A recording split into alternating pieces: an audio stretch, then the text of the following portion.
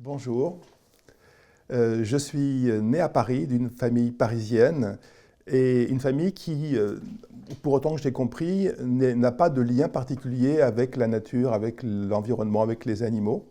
Et pour autant, aussi loin que je remonte dans mes souvenirs, je me suis toujours intéressé aux animaux. Mais alors, pas forcément les chiens et les chats, parce qu'on en a eu dans la famille quand j'étais enfant, mais assez tard finalement, pas quand j'étais petit. Et donc, c'était quelque chose qui était inné, je ne sais pas si c'est le bon terme, mais qui m'a toujours intéressé, et d'une façon pour laquelle je n'ai pas d'explication particulière. Je n'ai pas de lien, de souvenir qui explique pourquoi ça m'intéresse. Par contre, quand j'ai été au lycée, je me souviens en 6e, donc c'était quand même des petites classes, d'un professeur de sciences naturelles que j'aimais bien, qui s'appelait Monsieur Roy, et qui un jour était venu avec un joli livre sur les oiseaux, et qui m'avait bien intéressé, que j'avais trouvé magnifique. Et en rentrant à la maison, j'avais demandé à mes parents s'ils pouvaient me l'offrir.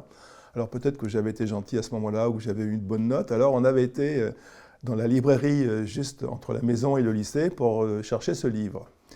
Et malheureusement, ils ne l'avaient pas. Mais ils avaient dans une collection, peut-être la même, je serais incapable de me rappeler aussi précisément, un livre sur les mammifères. Alors bon, les mammifères, c'est avec des poils, c'est pas avec des plumes, il n'y a pas de bec, il y a moins de couleurs. En plus, dans ce livre-là, il n'y avait pas que des photos, il y avait quelques dessins. Je trouvais ça un peu vieux jeu, les dessins. Déjà à l'époque, c'était le milieu du XXe siècle, hein, pratiquement. Hein. Et donc, bon, j'avais fait bonne grâce contre mauvaise fortune, je ne sais plus comment on dit. En tout cas, j'avais dit OK. Enfin, je ne sais pas quel mot j'avais dit. Et donc, on était rentré avec ce livre sur les mammifères. Et je sais que pendant très longtemps, j'ai surtout passé du temps à regarder les photos. Et les dessins aussi. Et je me suis vraiment imprégné pendant très très longtemps de ces animaux. J'en connaissais bien sûr une toute petite partie. Je connaissais les girafes, les lions et les éléphants. Mais je ne connaissais pas les damans, je ne connaissais pas le ictérope, je ne connaissais pas les rats à trompe, je ne connaissais pas les roussettes. Enfin, plein d'animaux qui m'échappaient totalement. Et puis... une année, mais c'était un peu plus tard quand même, j'ai lu le texte. Je suis allé au-delà des images et j'ai lu le texte. Et une fois que j'ai eu fini ce livre-là, j'ai dit, j'aimerais bien en lire un autre. Et j'ai commencé comme ça, d'une part à lire des livres sur les mammifères et sur la zoologie en général, sur la biologie, et je me suis intéressé aussi à l'évolution, enfin comment on passe de l'un à l'autre. J'ai compris qu'il y avait des différences, qu'il y avait une diversité, mais que les mammifères descendaient des reptiles. Alors comment on passe d'un reptile à un mammifère? Parce que les livres l'évoquaient, donc j'ai commencé à lire des livres de paléontologie. Et puis, je me suis dit que ce serait certainement intéressant d'étudier ce genre de sujet quand on sera grand, parce qu'au lycée, on vous demande, quand tu seras grand, qu'est-ce que tu feras? Voilà, qu'est-ce qu'on en sait? Et donc, j'ai vraiment eu l'idée que étudier les animaux, ça, c'est quelque chose qui me plairait bien, et j'avoue que je n'ai pas lâché cette idée-là depuis ce moment-là. Et puis, quand est arrivée la terminale, puisqu'en France, donc, il y a le bac, et après, on part à l'université, on m'a essayé de me faire comprendre, c'était donc les années, fin des années 60, 1960, que la fac, c'était facile d'entrer et c'était moins facile de sortir. En tout cas, le cheminement était parfois un peu compliqué, un peu pas toujours bien tracé, et que si je voulais rentrer à l'école vétérinaire, sachant que la difficulté à l'époque en France, c'était le concours d'entrée, on avait une sortie derrière qui était beaucoup plus sûre, et donc avec un métier qui était à peu près assuré. Et donc j'ai fait confiance à ma famille, évidemment. Je n'avais pas de raison de ne pas leur faire confiance, d'ailleurs, soyons clairs. Hein. Et donc j'ai tenté ce concours, et j'ai eu la chance de le réussir à la deuxième tentative. et donc de rentrer à l'école vétérinaire de Maisons-Alfort. Et comme je suis parisien, c'était assez commode. Et donc c'était vraiment tout proche, c'était toujours en région parisienne bien sûr, hein, et accessible en métropolitain ou par les autobus, enfin voilà, c'était vraiment commode. Mais simplement, à l'école vétérinaire, j'ai quand même compris que ce n'était pas vraiment la zoologie qu'on nous enseignait, ce n'était pas l'écologie non plus, ce n'était pas l'étude des relations entre les espèces vivantes et leur milieu, mais c'était de la médecine, c'était comment soigner des animaux, et comment soigner des animaux domestiques, de rente ou de compagnie. Mais ce n'était pas ça que j'avais envie de faire. Et donc j'ai passé mes 4 années à essayer de me demander, mais qu'est-ce que je vais trouver comme solution qui me permettrait de retrouver l'étude des animaux avec cette formation que j'acquiers, qui me va très bien, et que je ne méprise absolument pas, mais qui n'est pas ce à quoi j'ai envie d'aller. Et la dernière année, je me souviens, donc c'était la 4e année, dans l'enseignement qui s'appelait les maladies contagieuses, les maladies transmissibles, infectieuses, enfin les grandes maladies de l'élevage ou importantes en santé publique, parce qu'on a, on le sait maintenant bien sûr, des micro-organismes qui passent des animaux aux humains et réciproquement, et que donc les vétérinaires peuvent contribuer à l'amélioration de la santé publique, et on a besoin de leurs compétences régulièrement. Ça c'est vrai. On a eu un cours qui s'appelait, et qui était tout neuf à l'époque, 4 heures sur 4 années, qui s'appelait épidémiologie. Et c'était un professeur de l'Institut Pasteur de Paris qui était venu, et je donne son nom, c'était le professeur Mollaret, qui est venu nous parler d'un sujet qui m'a montré absolument, immédiatement, le lien possible entre écologie, zoologie et sciences vétérinaires. Et nous a parlé, et parce qu'il avait travaillé sur ce sujet-là, sur la peste en Iran, sur la peste peut-être aussi en Afrique du Nord. Et la peste est une bactérie qui est naturelle chez certains rongeurs stépiques d'Asie centrale, comme des chiens de prairie nord-américains. En Asie centrale, ce sont des écureuils terrestres, voilà, et des marmottes. Et de temps en temps, pour différentes raisons, ces populations soit grandissent en zone géographique, ou bien des rongeurs comme les rats anthropophiles vont les voir, ils récupèrent la bactérie via leur puce et rapportent la bactérie chez les humains, et ça déclenche des épidémies. Et donc, si on veut comprendre la peste, et si on veut protéger les humains, il faut étudier l'écologie des écureuils terrestres, des rongeurs qui sont porteurs de la bactérie, et même des puces qui font le lien entre les individus rongeurs et entre les espèces de rongeurs, et éventuellement entre les rongeurs et les humains. Et là, j'avais compris que tout ce qui m'intéressait en zoologie pouvait avoir une application, et qu'en y mettant les compétences que j'étais en train d'apprendre sur la microbiologie, j'avais une solution pour combiner ce qui m'intéressait tout au fond, et puis une formation professionnelle. Et donc, j'ai été rencontrer M. Mollaret après le cours, j'ai pris contact avec lui, je suis retourné le voir à l'Institut Pasteur, et à l'époque, j'ai pu, pour faire ma thèse d'exercice vétérinaire, travailler avec son équipe, et j'ai fait du piégeage de campagnols, donc qui sont des petits rongeurs.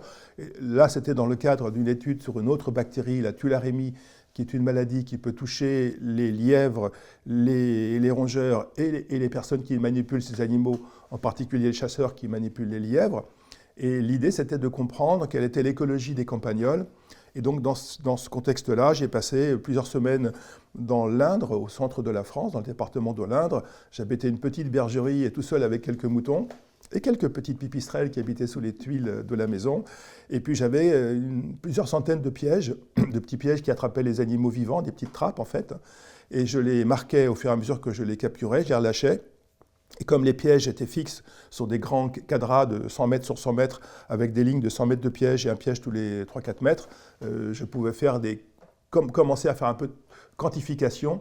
J'en prenais je notais le piège, le numéro du piège où je l'avais trouvé, et si je le reprenais, je pouvais calculer la distance sur laquelle l'animal s'était déplacé et faire des estimations. Il y avait des protocoles qui se mettaient en place avec d'autres équipes par ailleurs sur le domaine vital d'un campagnol des champs. Alors j'ai attrapé des campagnols, c'était l'espèce la plus présente, le campagnol des champs, mais j'ai croisé des mulots, j'ai croisé des taupes, j'ai croisé des belettes, puisque évidemment, s'il y a des campagnols, il y a des mangeurs de campagnols, donc il y avait des belettes. Une fois, j'ai attrapé une couleuvre. Je me rappelle que la taupe, j'entendais le piège qui sautait sur place, tellement c'est puissant. Elle était en train de défoncer le piège. Alors je l'ai libérée tout de suite, elle s'est enterrée, mais devant moi, c'était assez impressionnant.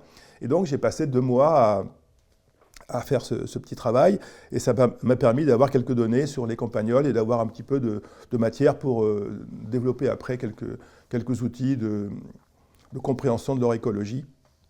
Et à l'époque, je me rappelle, dans l'Indre, j'ai vu un oiseau qui a disparu complètement de cette région de France, qui sont les outardes canepetières, qui est un bel oiseau assez grand, et qui est en voie de disparition en Europe de l'Ouest parce qu'on a transformé toutes les prairies, toutes les zones herbagées naturelles en prairies un peu intensives ou en culture de céréales. Et il reste quelques oiseaux. Aujourd'hui, les meilleurs endroits pour en voir en France, c'est certains terrains d'aviation qui de fait sont devenus des zones protégées parce qu'il y a les avions et on ne peut pas embêter les avions, donc il y a les prairies autour auxquelles on ne peut pas accéder. Et donc les étoutardes, elles supportent le bruit des Airbus et des Boeing, mais on les laisse tranquilles à côté. Il y a aussi quelques populations dans l'ouest de la France, et là ce sont plutôt les éoliennes qui leur font du tort, et bien sûr toute la mécanisation de l'agriculture. Donc c'est un souvenir dans lequel il y avait encore une diversité biologique qui m'avait vraiment bien plu. Et je ne savais pas à l'époque que je ne verrais plus pratiquement d'outardes en France. C'était vraiment une des dernières troupes en dehors des dernières zones aéroportuaires où on peut les trouver. Et donc ça m'avait donné vraiment une idée concrète de ce que je pouvais essayer de faire. Et je suis resté en relation avec ce professeur de l'Institut Pasteur, sachant qu'entre-temps, moi j'ai dû faire mon service militaire. En France, à l'époque, c'était obligatoire. Mais quand on avait un métier, on pouvait demander la coopération dite militaire. Mais en fait, moi, j'ai jamais porté un uniforme ni manipulé une arme. Alors, je ne sais pas si je le regretterai un jour. En tout cas, pour l'instant, je ne le regrette pas. Et donc, on pouvait partir avec le ministère des Affaires étrangères qui récupérait ces personnes-là. Et j'ai passé 1 an et demi en Algérie, dans une école d'agriculture, à former des futurs agronomes, techniciens, zootechniciens, vétérinaires, algériens plutôt, aux techniques vétérinaires, aux techniques de zootechnie, d'élevage des animaux de ferme. Il y avait des ruches, donc il y avait même des abeilles, des poulets, des moutons et quelques vaches. Et donc c'était une très belle expérience dans un pays qui est magnifique, alors qui est un peu compliqué d'un point de vue politique, ça c'est sûr, mais d'un point de vue historique, d'un point de vue humain, c'était une très belle expérience. Et alors, au-delà de la ferme-école où j'étais, les fermiers des environs, les éleveurs des environs savaient qu'il y avait un vétérinaire. J'étais le premier vétérinaire depuis longtemps dans la région. Donc ils sont venus me chercher plusieurs fois et je me suis retrouvé dans des endroits improbables où il y avait 2 vaches, une qui était malade, une qui n'était pas très bien non plus. Et il fallait trouver, alors, avec des gens qui ne parlaient pas le français, moi je ne parlais pas bien du tout l'algérien, et comprendre, alors j'avais appris phonétiquement quelques phrases. Est-ce que la vache mange? Est-ce que la vache a du lait? Enfin bon, pour essayer de me faire une idée de ce qui pouvait arriver et d'avoir pris éventuellement avec moi le bon médicament. Et de ce côté-là, l'école avait toujours été sympa en me laissant prendre le matériel et les produits pour ces petites fermes. Et les gens qui voulaient me payer, donc c'était pas question, mais quelquefois je repartais, j'avais un peu de légumes, j'avais quelque chose, des œufs, enfin voilà. Et ça, c'était des expériences vraiment humainement très intéressantes, puisque en fait, on se rend compte que le métier est une chose, mais le plus important dans un métier, jusqu'à présent, c'était la relation avec l'autre. Alors maintenant, quand c'est uniquement une machine, c'est un peu différent comme type de relation. Mais tant qu'il y avait d'autres humains, et humaines d'ailleurs en face, c'était vraiment passionnant. Et quand on comprenait des gens qui avaient des cultures différentes, des façons de faire différentes, et qu'il fallait quand même trouver ce à quoi ils espéraient, et qu'on avait éventuellement la réponse à leur apporter, c'était toujours assez gratifiant d'un point de vue intellectuel. Et donc quand je suis rentré en France après cette expérience, donc c'était le début des années 70, je suis revenu à l'école vétérinaire où j'étais parti pas très longtemps avant, après la fin des études. Et j'ai resté 2 années assistant dans la chaire de maladies contagieuses, là, la chaire qui m'avait permis de rencontrer le professeur Mollaret de l'Institut Pasteur. Et un jour, au bout de 2 ans, je me dis qu'est-ce que je fais? Est-ce que je continue dans la voie enseignement, recherche? Le téléphone sonne et c'était le professeur Mollaret qui me propose de partir 2 années à l'île de la Réunion. Et est-ce que j'étais partant? J'ai dit que je suis partant. Donc j'ai laissé Maisons-Alfort, enfin, avec des sourires à tout le monde. Enfin, c'était très sympa comme souvenir et j'avais passé 2 bonnes années avec eux, mais là on me proposait quelque chose d'un peu différent. Je cherchais quoi faire, on me proposait une réponse, donc c'était une réponse qui me tentait bien. Et donc je suis parti début combien 79, je crois, hein, à l'île de la Réunion. J'ai passé 2 années. Et la question qui m'était posée, et c'était pour ça que Henri Mollaret me proposait d'y aller, c'était la leptospirose, donc qui est une maladie bactérienne. Mollaret était un bactériologiste, ce n'est pas un monsieur qui travaillait sur les virus, mais sur les bactéries. Et c'est une maladie qui est assez présente en zone tropicale et qui est toujours associée à l'eau. Et c'est une maladie, quand on regarde un peu les actualités, qui est souvent associée sous forme épidémique après les cyclones, après les inondations dans les zones tropicales. Elle est présente dans l'environnement.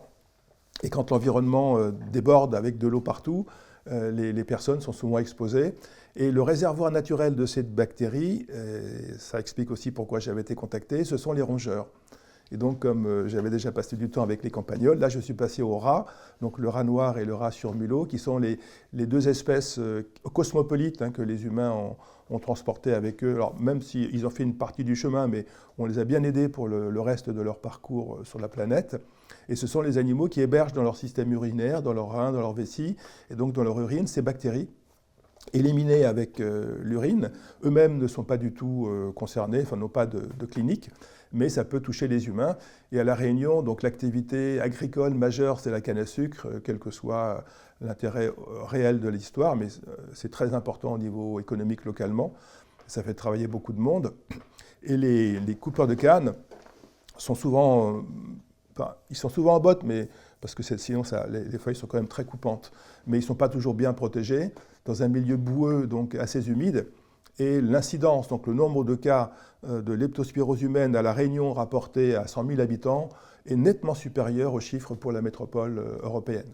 Et donc il y a vraiment un problème de leptospirose dans les îles tropicales humides, parce que les rongeurs sont là, parce que le milieu est favorable et que les gens parfois, pour leur métier, s'exposent. C'est typique dans les rizières, par exemple, où les gens sont vraiment les pieds dans l'eau, une bonne partie de leur activité professionnelle. Pour la canne à sucre, c'est moins humide, mais c'est aussi la réalité. Et du coup, ces 2 années sur l'île de la Réunion, donc c'était 79-80, m'ont permis de découvrir un écosystème insulaire. Et j'ai relu après Darwin, j'ai relu beaucoup d'autres scientifiques. Les îles sont des laboratoires naturels finalement. Et c'est vrai, sur une île qui fait 2500 km², 2500 km², si je ne me trompe pas, de mémoire, ça fait 40 ans, mais voilà, on a un ensemble qu'on peut appréhender. On n'est pas sur un continent où on ne voit jamais les limites. Là, on fait le tour de l'île en quelques heures en voiture. Et donc, on a l'impression, alors peut-être qu'elle est un petit peu biaisée, peut-être qu'on se fait des idées, mais de faire le tour et d'avoir plus de facilité pour appréhender les questions d'écologie ou d'épidémiologie ou de tout ce qu'on veut sur une surface dont on voit la périphérie. Et c'est une île qui est assez haute puisqu'elle arrive à 3000 mètres. Et donc on a également un étagement de végétation, donc d'écosystème depuis la côte jusqu'au sommet. Donc le sommet, c'est un volcan éteint. Le volcan actif est un peu au sud et est toujours en activité. Et il a des éruptions presque tous les ans. Alors malheureusement pour moi, pour le spectacle, parfois c'est pas très drôle, mais quand c'est juste un spectacle, c'est magnifique. Il a été en éruption une seule nuit en 2 ans. Mais c'était la nuit du 14 juillet, donc c'était plutôt bien vu de la part du... Au 13 du 14 juillet, on a trouvé que c'était quand même assez sympa. Donc un volcan assez républicain dans son genre finalement. Et c'était un très beau spectacle. Et on a été le voir la nuit parce que là c'était vraiment spectaculaire. Et le matin, on n'a pas beaucoup dormi cette nuit-là, mais le matin il était pratiquement éteint. C'était vraiment une éruption assez modeste. Mais c'est quand même un spectacle assez extraordinaire que je n'ai jamais revu. Et on imagine que là, en dessous, là, dans ce globe terrestre, il peut y avoir des puissances et des forces extraordinaires, et peut-être on ferait tout petit peu bien attention de les respecter un tout petit peu mieux, de ne pas aller les chatouiller, parce que là, si elles se mettent en colère, on ne va pas rigoler. En tout cas, moi j'ai découvert plein de choses sur l'île de la Réunion, mais j'ai découvert aussi que nos grands ancêtres, nos grands anciens, quand ils ont commencé à voyager à partir de la Renaissance et à partir du XVIe et XVIIIe, XIXe siècle, en fait, ont découvert les mondes tropicaux, non pas en Afrique, où il n'y avait que des comptoirs sur la côte, et personne ne rentrait parce qu'il y avait des maladies tropicales, il y avait des gens qui n'étaient pas toujours très accueillants, peut-être qu'ils avaient raison d'ailleurs de se méfier de ces gens-là. Hein. Et par contre, sur l'île de la Réunion, où il n'y avait aucun humain quand c'était découvert par les Portugais au tout début du XVIe siècle, et que donc tous les gens qui sont là descendent des arrivées suivantes, hein, qui sont venus d'Europe, mais après les Européens ont été chercher des Malgaches, des Africains, des Indiens, des Chinois, et ça fait des melting pots assez extraordinaires. D'ailleurs, ça se passe plus ou moins bien, mais en tout cas, c'est assez étonnant comme résultat. Mais c'est là que les Occidentaux ont découvert le monde tropical. J'ai découvert que beaucoup de genres zoologiques et botaniques avaient été décrits à partir d'espèces de la Réunion. Et on avait retrouvé après d'autres espèces de même genre ou des mêmes familles en Amérique tropicale, en Asie tropicale, en Afrique tropicale, à Madagascar.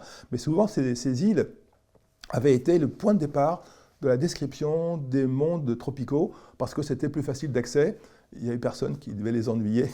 Et c'était même étonnant puisque il n'y avait pas d'humains, donc il n'y avait pas de réservoir de maladies humaines, puisque ce n'était pas possible, si on prend le point de vue du microbe, il aurait été ennuyé sans humains à contaminer. Et les premiers Européens étaient tellement étonnés qu'ils disaient « l'air est tellement pur que ça tue tous les microbes ou ça tue toutes les mauvaises choses qu'on a ailleurs ». Et en fait, comme on a rapidement apporté les rats, qu'on a rapidement apporté les moustiques, qu'on a apporté rapidement les microbes qui allaient avec les rats et les moustiques, on a recréé les écosystèmes avec les maladies et on n'a pas compris que, voilà, on avait une chance de démarrer sur un environnement assez sain. Et enfin, personne ne connaissait la notion de microbe à l'époque, il ne faut pas non plus être excessif, puisque en fait, c'est même étonnant quand tu fais un peu de microbiologie qu'on imagine que les virus, on les a découverts pratiquement à la fin ou du 19e, tout début du 20e siècle. On n'est jamais qu'en 2025. Comment expliquer une maladie virale sans le concept de virus? Comment expliquer une maladie microbienne, quelle qu'elle soit, sans concept de microbe et sans concept de contagion, sans concept... Et je relisais récemment des ouvrages qui font un peu cet historique. Ça nous paraît, il y a des choses qui nous paraissent évidentes qu'il n'était pas il y a 100 ans, et comment soigner des gens sans avoir des maladies transmissibles, sans l'hygiène, sans se laver les mains entre deux malades. Mais du coup, la question que je me pose en conséquence, et alors je fais peut-être un raccourci rapide, c'est qu'est-ce qui nous manque aujourd'hui, qu'on ne connaît pas, qu'on n'imagine même pas, qui pourrait nous aider pour anticiper la suite. Parce que s'il y a 200 ans, on était face à la tuberculose sans connaître les mycobactéries, et face à la rage, sans connaître le virus de la rage, je comprends que les gens aient été en difficulté, mais aujourd'hui, qu'est-ce qui nous manque? Dans quel domaine il faudrait aller chercher quelque chose qui pourrait nous apporter les informations qui nous feraient faire des grands progrès pour l'humanité par rapport à des maladies comme les cancers, parce que ce n'est pas le cancer, c'est les cancers, comme des maladies dégénératives, des maladies du système nerveux central. Qu'est-ce qui nous manque et qu'on devrait découvrir pour nous faire avancer dans un sens qui apporterait beaucoup à l'humanité. Donc voilà, en tout cas, je reviens sur mon île de la Réunion. Et donc, c'est vraiment un souvenir. Alors, j'y suis retourné dans les années qui ont suivi, parce qu'entre-temps, j'avais découvert un vrai zoologue du Muséum de Paris, qui s'intéressait aux tortues terrestres. Et il y avait des tortues terrestres à La Réunion, comme il y a eu au Galapagos, ou comme il y a encore, enfin il y a encore au Galapagos, il y a encore aux Seychelles. Sauf qu'à La Réunion, elles ont été exterminées par les humains. Et avec ce collègue, on a découvert les premiers sites où on a trouvé les premiers restes probants de ces espèces. Et je suis retourné plusieurs fois jusqu'en 92 pour, pendant mes vacances, passer plusieurs semaines à faire des fouilles dans des grottes ou bien sur des accumulations de cendres volcaniques qui étaient tombées sur le lagon de l'île, au bord de l'île, et on a trouvé des quantités de restes osseux assez bien conservés, qui ne doivent avoir que quelques siècles, qui ont permis d'élargir encore, malheureusement, la diversité de ce qui a disparu après l'arrivée des humains. Et un autre modèle extraordinaire de la Réunion, au-delà du fait que c'était là que les humains ont découvert un peu, entre autres, le milieu tropical, c'est aussi un exemple type d'une île vide d'humains avant 1500, pour arrondir, et où, en 2 siècles, on a exterminé les 3/4 des espèces endémiques qui étaient présentes. Et ça, c'est vraiment aussi une leçon terrible. Il n'y avait pas d'humains, ok, il y avait par contre une faune extraordinaire, et on l'a exterminée. Et ça, ce n'est pas à la gloire d'Homo sapiens.